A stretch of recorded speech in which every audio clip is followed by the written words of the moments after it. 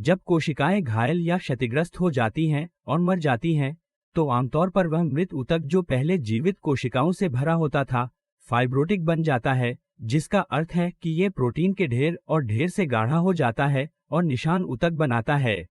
इसलिए जब आपका लीवर लगातार अल्कोहल को संसाधित करने के लिए मजबूर होता है, जैसे अल्कोहलिक लीवर रोग, या लंबे समय तक वायरल हमले के अधीन जैसे एचबीवी, या कुछ और जो लीवर कोशिका या हेपेटोसाइट विनाश की दीर्घकालिक या पुरानी स्थिति का कारण बनता है, और सूजन, आपका लीवर हो सकता है गंभीर रूप से जख्मी और इस हद तक क्षतिग्रस्त हो जाता है कि अब इसे उल्टा नहीं किया जा सकता है, जिस बिंदु पर यह फाइब्रोटिक बन जाता है, और लीवर में हम इस प्रक्रिया को सिरोसिस कहते हैं।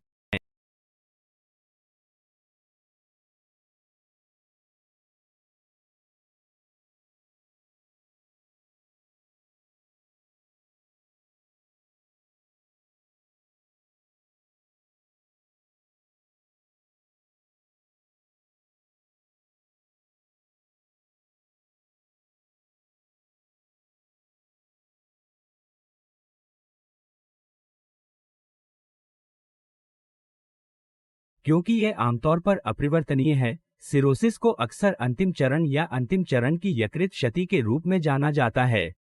जब यकृत कोशिकाएं घायल हो जाती हैं, तो वे एक साथ आना शुरू कर देती हैं और पुंजोजी नोड्यूल कहलाती हैं।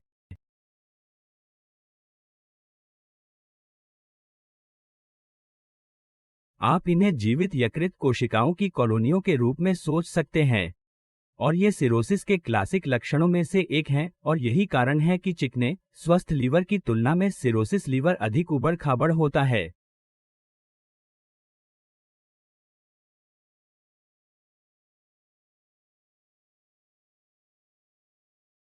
इसके अलावा सिरोसिस यकृत ऊतक के साथ, आप देखेंगे कि कोशिकाओं के इन गुच्छों या पिंडों के बीच में फाइब्रोटिक ऊतक और कोलेजन होता है।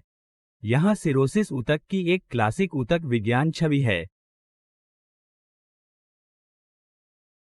बीच में कोशिकाओं का यह समूह पुंजोजी नोड्यूल है, और इसके आसपास के ये नीले धब्बे फाइब्रोसिस की प्रक्रिया से प्रोटीन के बैंड हैं। यदि हम थोड़ा जूम आउट करें और इसे नग्न आंखों से देखें, तो हम फिर से इन नोड्यूल्स को देखेंगे, जिनके बीच में फाइब्रोटिक प्रोटीन बैंड हैं। ठीक है, लेकिन फाइब्रोटिक ऊतक के ये बैंड कैसे बनते हैं? खैर, फाइब्रोसिस इन विशेष कोशिकाओं द्वारा मध्यस्थ एक प्रक्रिया है जिसे स्टेलेट कोशिकाएं कहा जाता है, जो साइनसोइड और हेपेटोसाइट के बीच स्थित होती हैं, जिन्हें पैरासिनसोइडल स्पेस के रूप में जाना जाता है।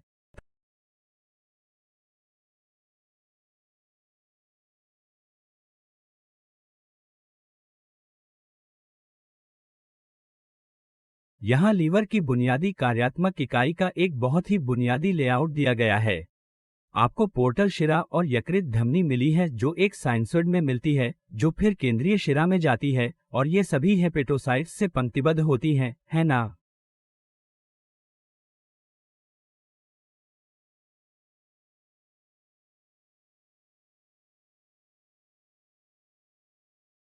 हालांकि इनके ऊपर एक पित्त नली भी होती है, और ये तीनों एक पोर्टल त्रय का निर्माण करते हैं।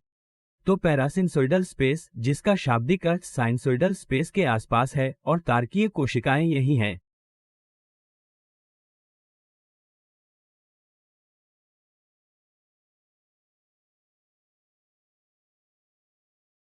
और आमतौर पर स्वस्थ ऊतकों में इन लोगों का मुख्य कार्य विटामिन ए को संग्रहित करना होता है, और अन्यथा उन्हें शांत या निष्क्रिय माना जाता है। हालांकि जब हेपेटोसाइट्स घायल हो जाते हैं, तो वे पैराक्राइन कारकों का स्राव करते हैं, जो तारकीय कोशिकाओं को सक्रिय करते हैं और उन्हें बदल देते हैं। सक्रिय होने पर ये तारकीय कोशिकाएं विटामिन ए खो देती हैं, फैलती हैं, और परिवर्तनकारी वृद्धि कारक बीटा 1 या टीजीएफ बीटा का स्राव करना शुरू कर देती हैं, जिसके कारण वे कोलेजन का उत्पादन करती हैं, जो बाह्य मैट्रिक्स, फाइब्रोसिस और फिर निशान ऊतक में मुख्य घटक है। जैसे ही यह फाइब्रोटिक ऊतक बनता है, यह केंद्रीय नसों और साइनसोइड्स को संपीड़ित करना शुरू कर देता है।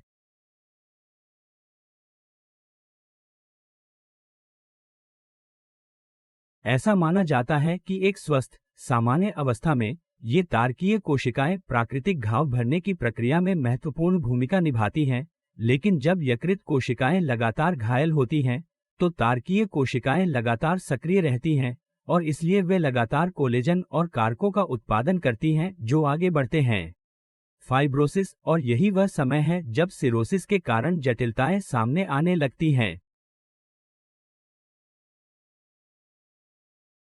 जैसे ही वे केंद्रीय नसें और साइनसोइड संकुचित हो जाते हैं और अंदर तरल पदार्थ पर दबाव डालते हैं, उनका दबाव बनना शुरू हो जाता है, जिससे इंट्रासाइनसोइडल या कभी कभी पोर्टल उच्च रक्तचाप कहा जाता है, जो पोर्टल नसों में ये उच्च दबाव है।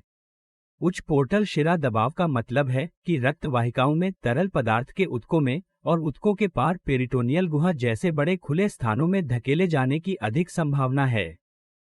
इसीलिए सिरोसिस के कारण पेरिटोनियल द्रव की अधिकता हो जाती है, एक स्थिति जिसे जलोदर कहा जाता है, और इसके परिणाम स्वरूप कंजेस्टिव स्प्लेनोमेगाली और हाइपरस्प्लेनिज्म जैसी जटिलताएं हो सकती हैं, जहां प्लीहा बढ़ जाती है क्योंकि रक्त में यह सारा तरल पदार्थ यकृत में नहीं जा पाता है और प्लीहा में वापस आ जाता है। बिजाय उसी तरह आपका परिसंचरण तंत्र उच्च यकृत दबाव के कारण रक्त को यकृत से दूर मोड़ना शुरू कर देता है और इसे पोर्टोसिस्टमिक शंट के रूप में जाना जाता है।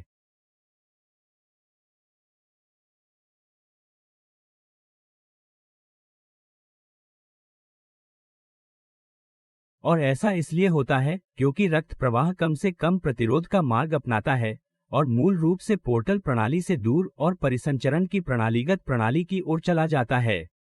हालांकि पूरी तरह से समझा नहीं गया है, पोर्टल प्रवाह में ये परिवर्तन अंततः गुर्दे के वाहिका संकीर्णन को ट्रिगर करते हैं, जिससे गुर्दे के परिसंचरण में प्रतिरोध बढ़ जाता है, जिससे गुर्दे के माध्यम से रक्त का प्रवाह कम हो जाता है, जिससे निस्पंदन कम हो जाता है और हेपेटोरीनल विफलता होती है, जहां गुर्दे की विफलता यकृत की विफलता के बाद होती है। फाइब्रोटिक ऊतक, दबाव निर्माण और यकृत परिसंचरण से रक्त का विचलन अनिवार्य रूप से कार्यात्मक साइनसोइडल नसों की संख्या और कार्यात्मक पोर्टल ट्रायड की संख्या को कम कर देता है।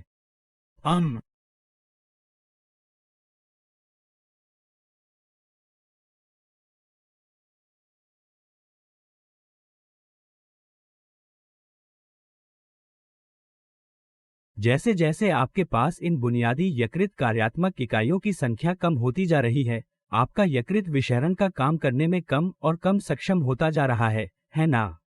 जब लिवर रक्त को डिटॉक्सिफाई नहीं कर रहा होता है, तो ये विषाक्त पदार्थ मस्तिष्क में प्रवेश कर सकते हैं और मानसिक हानि पैदा करना शुरू कर सकते हैं। इस स्थिति को हेपेटिक एन्सेफेलोपैथी के रूप में जाना जाता है।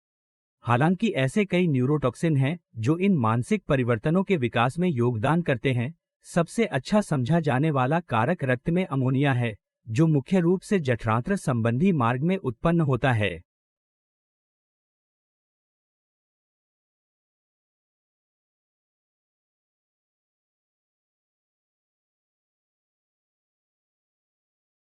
आमतौर पर लीवर अमोनिया को हटाने और उसे प्रणालीगत परिसंचरण में जाने से रोकने में बहुत बड़ी भूमिका निभाता है।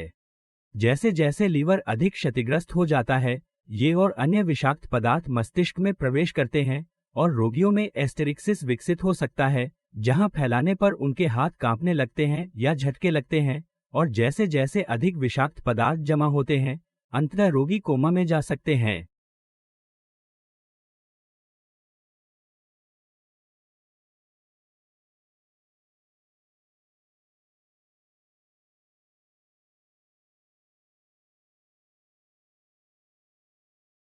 इसके अलावा, चूंकि लीवर एस्ट्रोजेन को निष्क्रिय मेटाबोलाइट्स में मेटाबोलाइज करने में एक बड़ी भूमिका निभाता है, जिन्हें रक्त से हटाया जा सकता है और उत्सर्जित किया जा सकता है, मरीजों को रक्त में एस्ट्रोजन बढ़ने के कारण गायनेकोमास्टिया, स्पाइडर एंजियोमेटा और पामर एरिथेमा जैसी जटिलताओं का भी अनुभव हो सकता है। और चूंकि यकृत आमतौर पर बिलीरुबिन को संयुग्मित करता है, कम कार्यात्मक यकृत से रक्त में असंयुग्मित बिलीरुबिन बढ़ जाएगा और इससे पीलिया हो सकता है।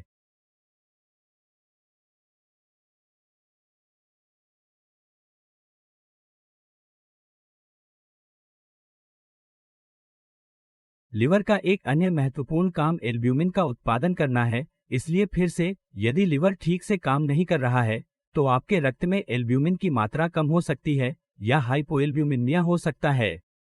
अंत में, यकृत थक्के बनाने वाले कारकों या प्रोटीन को बनाने में मदद करता है जो आपके रक्त को जमाने में मदद करते हैं, इसलिए जब आप इन जमावट कारकों का उत्पादन नहीं कर रहे हैं, तो आप रक्त को जमाने की क्षमता से संबंधित समस्याएं विकसित कर सकते हैं, जिनकी आपको रक्त हानि को रोकने के लिए आवश्यकता होती है।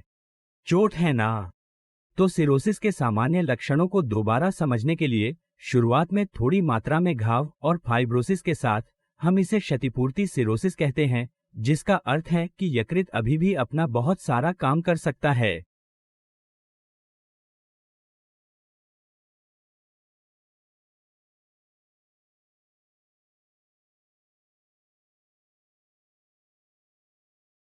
इस मामले में सिरोसिस से पीड़ित किसी व्यक्ति में कोई लक्षण नहीं हो सकता है, या उनमें वजन कम होना, कमजोरी या थकान जैसे गैर विशिष्ट लक्षण हो सकते हैं। हालांकि बाद में व्यापक घावों के साथ लीवर विघटित सिरोसिस में बदल जाता है और यह सामान्य रूप से कार्य नहीं कर पाता है। इस बिंदु पर बहुत सारे वर्णित लक्षण विकसित होने लगते हैं, जैसे पीलिया और प्रूरिटस या खुजली वाली त्वचा, जलोदर, हेपेटिक एन्सेफेलोपैथी जो भ्रम पैदा कर सकती है, और कम जमावट कारकों से आसानी से चोट लग सकती है।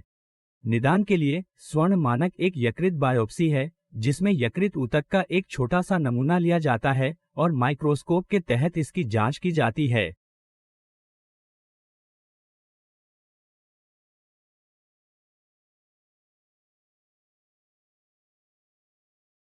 सामान्य प्रयोगशाला निष्कर्षों में ऊंचा सीरम बिलीरुबिन, साथ ही एस्पार्टेट एमिनोट्रांसफरेज या एएसटी और एलानिन एमिनोट्रांसफरेज या एएलटी जैसे ऊंचे यकृत एंजाइम शामिल हैं, जहां एएसटी आमतौर पर एएलटी से अधिक ऊंचा होता है। इसके अलावा क्षारीय फॉस्फेट या एएलपी और गामा ग्लूटामाइल ट्रांसपेप्टिडेज या जीजीटी को भी बढ़ाया जा सकता है।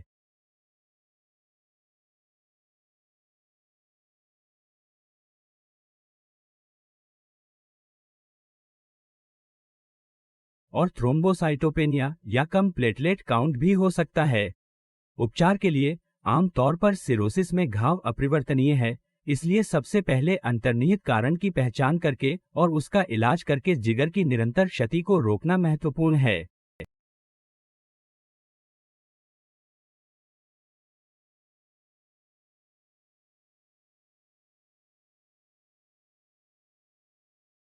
उदाहरण के लिए, हेपेटाइटिस से पीड़ित लोगों के लिए शराब का सेवन बंद करना या एंटीवायरल उपचार।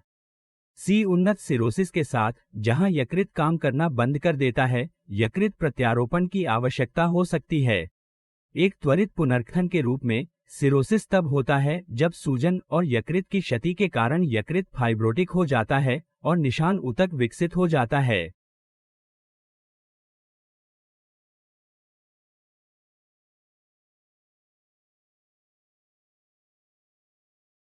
कारणों में अत्यधिक शराब का सेवन या हेपेटाइटिस बी या हेपेटाइटिस सी वायरस जैसे लंबे समय तक वायरल हमले जैसी चीजें शामिल हैं। समय के साथ जैसे जैसे लीवर कम कार्यात्मक होता जाता है, पीलिया, जलोदर, आसानी से चोट लगना और हेपेटिक एन्सेफेलोपैथी जैसे लक्षण विकसित होते हैं। निदान अक्सर बायोप्सी या प्रयोगशाला परीक्षणों के माध्यम से किया जाता है, और उन्नत सिरोसिस के उपचार में अंतर्निहित कारण का इलाज करना होता है, लेकिन कभी कभी यकृत प्रत्यारोपण की आवश्यकता होती है।